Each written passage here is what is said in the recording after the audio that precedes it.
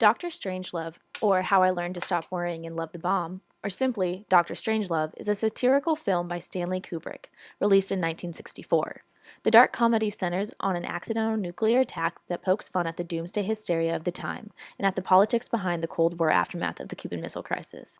Our chapter this week focuses on a film's most recognizable attribute, the actor.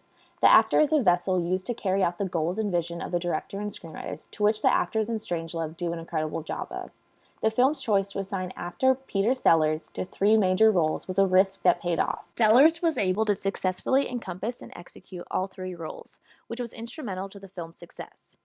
Sellers' roles included Dr. Strangelove, Mr. Merkin Muffley, and Group Captain Lionel Mandrake. Dr. Strangelove was an eccentric character to say the least. The wheelchair-bound German scientist and presidential advisor served as a comedic relief in the tense setting of the film. Although being the title character, Dr. Strangelove only appears in major focus within 2 scenes. The film's U.S. president, Mr. Merkin Muffley, was a much more serious character than Dr. Strangelove, which forced Sellers to rid himself of his English accent and adopt the persona of a Midwesterner. Merkin Muffley, holding the character's iconic bland facial expression, looks sickly when in focus, emphasizing the president's weakness to lead his nation. The odd apathy of Muffley was unchanging and insinuates the meager independent power the president actually carries. Group Captain Lionel Mandrake was supposedly Sellers' easiest role to play, due to his apparent mimicking of his superiors while serving in World War II with the Royal Air Force. The character in particular is much different than the rest. The only British man, Captain Lionel Mandrake's straight-laced appearance acts as a mask over his true nervousness in the wake of the looming nuclear threat. In this role, Sellers utilizes many of the same acting techniques used to portray President Merkin Muffley and the eponymous Dr. Strangelove, such as one-sided monologue, his scenes over the phone with General Jack D. Ripper and later on with the operator, as well as his placement of a decidedly reactive nature. This is from Trench in 2012. There is no doubt that Peter Sellers is a chameleon actor. He is one who is able to encompass several very different roles without pause.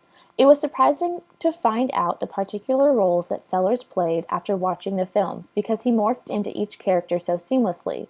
Sellers' previous film with director Kubrick, Lolita, also had Sellers personify several different characters, to which many accredit the film's success. Columbia Pictures felt similarly, and agreed to finance Dr. Strangelove if Sellers agreed to play multiple characters, therefore creating Sellers as a major aspect in casting, or what our textbook calls the process of choosing and hiring actors for a movie. Several challenges come with the acceptance of multiple roles, and Sellers expressed concern over the massive workload that came with this task.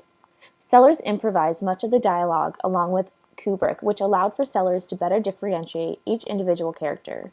Improvisation is described by our textbook, Looking at Movies, as an actor delivering lines based only loosely on the written script or without the preparation that comes with studying a script before rehearsing it.